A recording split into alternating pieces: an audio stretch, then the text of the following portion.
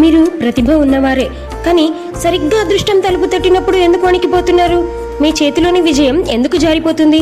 మీ దగ్గర అద్భుతమైన స్కిల్ ఉన్నా, మీరు సబ్జెక్ట్లో తోపైనా, సరిగ్గా ఇంటర్వ్యూకి వెళ్ళినప్పుడు, స్టేజ్ మీద మాట్లాడాల్సి వచ్చినప్పుడు, మిమ్మల్ని మీరు నిరూపించుకోవాల్సి వచ్చినప్పుడు మీ కాళ్ళు ఎందుకు వణుకుతున్నాయి? గొంతు ఎందుకు పెగలటం లేదు? అర్జునుడు ప్రపంచంలోనే బెస్ట్ ఆర్చర్. తన ప్రాణం కంటే ఎక్కువగా ప్రేమించే గాంధీవం అతని చేతిలో నుంచి జారిపోతుంది. ఎందుకు? శత్రువుల భయం వల్ల కాదు, మనలో ఉండే ఒక అతి భయంకరమైన వైరస్. అది మన శారీరక శక్తిని ఎలా నీరుగారుస్తుందో ఈ వీడియోలో తెలుసుకుందాం. ఎక్కడ స్కిప్ చేయకుండా వీడియో చూడండి. ఆ వైరస్ ఏంటి, దాన్ని మనం ఎలా ఓవర్కమ్ చేయాలి ఖచ్చితంగా తెలిసి అద్భుతమైన మార్పు మనలో రావడానికి ఈ వీడియో ఉపయోగపడుతుంది. మరి వీడియోలోకి వెళ్లే ముందు మరిన్ని ఇటువంటి అద్భుతమైన వీడియోల కోసం సబ్స్క్రైబ్ చేయండి గీతా చైతన్యం. అలాగే వీడియో అప్లోడ్ అవ్వగానే మీకు నోటిఫికేషన్ రావడానికి బెల్ ఐకాన్ని ప్రెస్ చేయండి.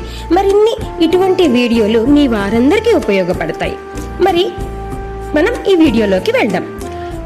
భగవద్గీత అర్జున విషాద యోగము 29వ శ్లోకము ఈ ప్రాబ్లంకి మనకి ఆన్సర్ ఇస్తుంది. మరి ఆ శ్లోకం ఏంటో చూద్దామా?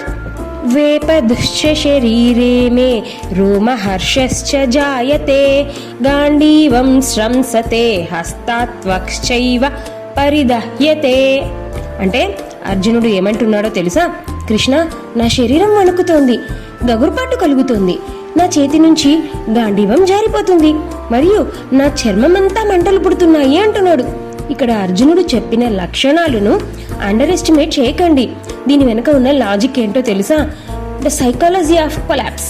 అంటే గాంధీవం శ్రంసతే, గాంధీవం అర్జునుడి ఐడెంటిటీ, అది జారిపోతుందంటే అతను తన ఆత్మవిశ్వాసాన్ని కోల్పోయాడు అని అర్థం. ఎప్పుడైతే మనం మన బాధ్యత కంటే మమకారంకే ఎక్కువ ప్రాధాన్యం ఇస్తామో అప్పుడు మన చేతిలో ఉన్న పని, స్కిల్ మనకు భారంగా అనిపిస్తుంది. పరిదహ్యతే అంటే ఇంటర్నల్ బర్నింగ్, లోపల ఉన్న సంఘర్షణ బయట మంటగా కనిపిస్తోంది. అర్జునుడు ఇక్కడ తన అశక్తతను ఎదుటి వారికి సాకుగా చూపడమే కాకుండా తన శరీరం కూడా సహకరించడం లేదని కృష్ణుడికి వివరిస్తున్నాడు. మమకారం పెరిగితే లక్షణం మీద పట్టుపోతుంది. అర్జునుడికి తన బంధువుల మీద మమకారం ధర్మం మీద పట్టు జారిపోయేలా చేసింది. మనం కూడా ఏదైనా పని ఇష్టం లేనప్పుడు ఏదో ఒక సాకు వెతుకుదాంగా చేయకుండా ఉండడానికి, అలాగన్నమాట. మిత్రులారా, మన జీవితంలో కూడా అంతే.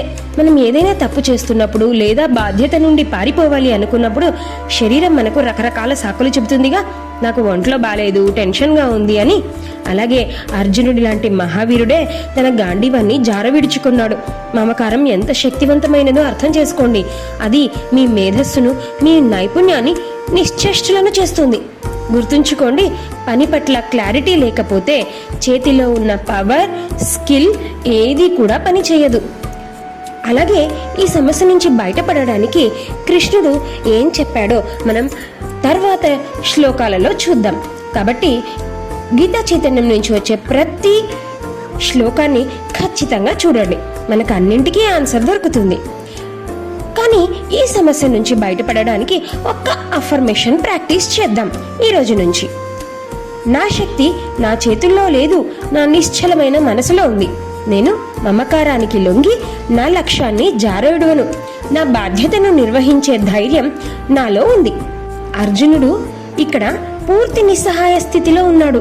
కానీ కృష్ణుడు దీన్ని ఎలా హ్యాండిల్ చేశాడో తెలుసా? అర్జునుడి భ్రమలను ఒక్కొక్కటిగా ఎలా పటాపంచలు చేశాడో వచ్చే వీడియోలో చూద్దాం. ఈ వీడియో మీకు నచ్చితే వెంటనే షేర్ చేయండి. గీతా చైతన్యంని సబ్స్క్రైబ్ చేసుకోండి. కృష్ణార్పణమస్తు.